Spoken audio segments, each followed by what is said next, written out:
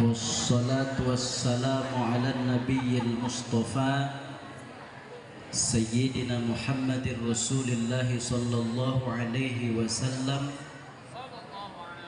وعلى آله وأصحابه ومن تبعه إلى يوم الدين. رب اشرح لي صدري ويسر لي أمري واحلل عقدة من لساني يفقه قولي. أما بعد، قال الله تعالى في القرآن الكريم: يا أيتها النفس المطمئنة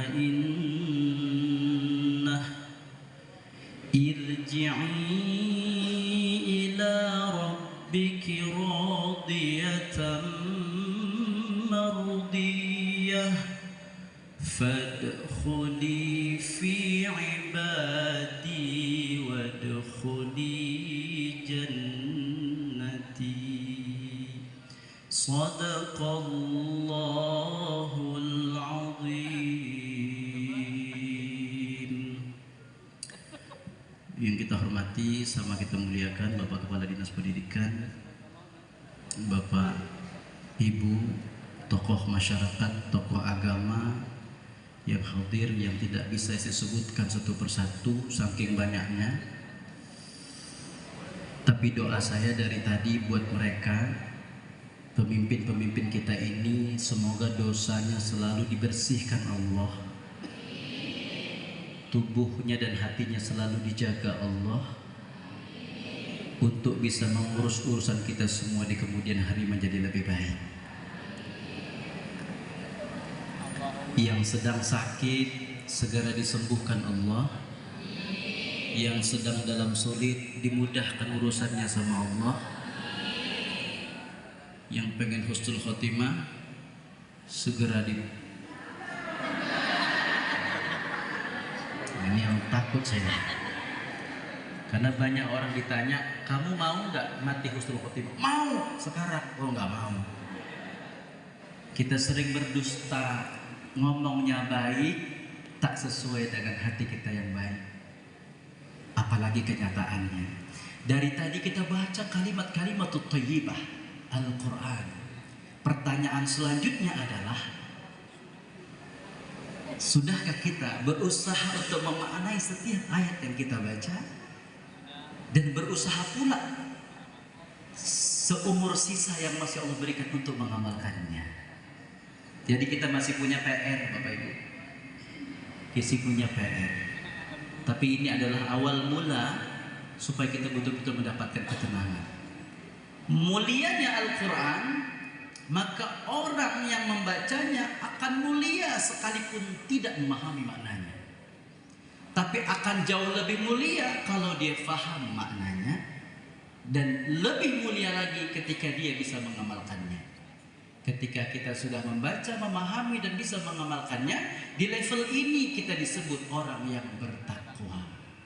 Ramadan sebulan Allah siapkan kita yang sudah beriman ini, yang sudah pakai jilbab ini, yang sudah pandai baca Quran ini, untuk naik peringkat, untuk menjadi orang yang mulia di hadapan Allah.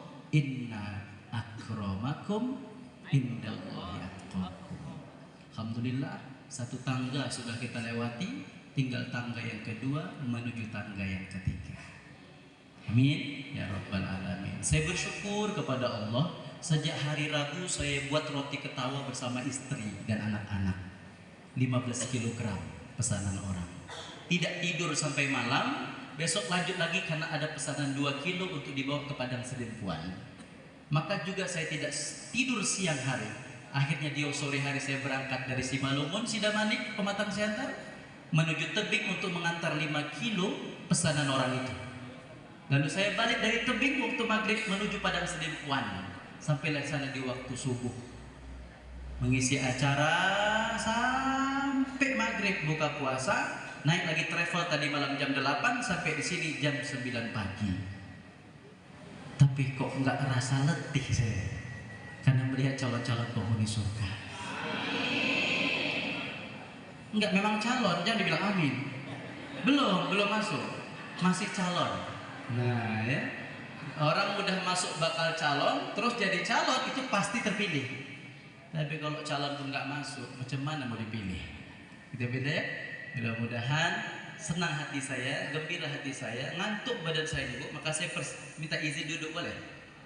Saya ingin duduk dan alhamdulillah makanan sudah tidak ada, sehingga tidak ada yang mengganggu saya. Alhamdulillah.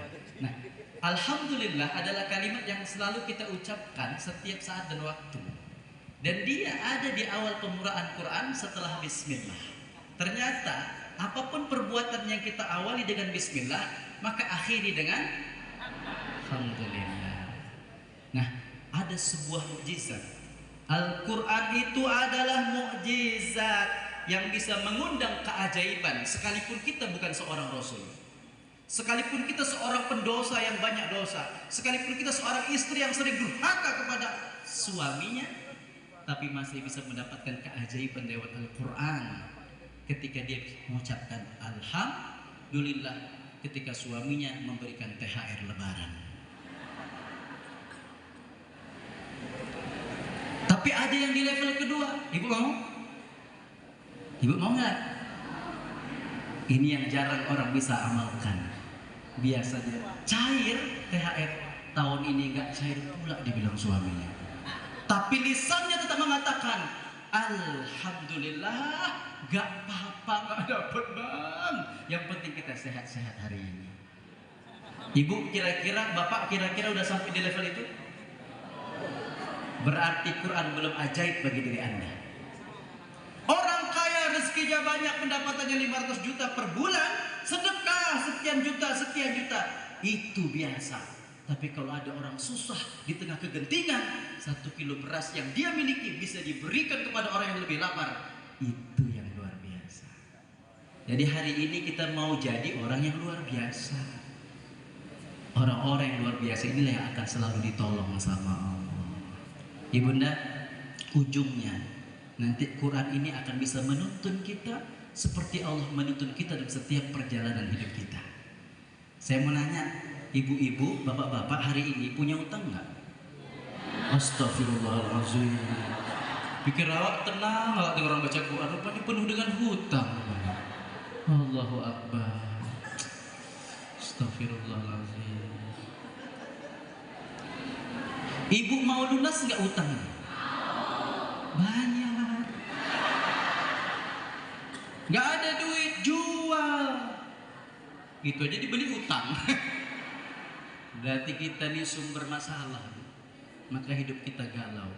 Oke lah, saya mau nanya, pasti kita punya masalah. Pertanyaan saya, Bapak Ibu, mau nggak masalahnya selesai hari ini semua? Udah siap berpulang ke rahmatullah? Setiap orang yang ketika masalah dunianya sudah selesai, maka harus segera kembali kepada Allah. Nah, bingung kan? Maka doa Ramadan ini saya curiga, tahap yang didoakan orang ini. Hati-hati bunda.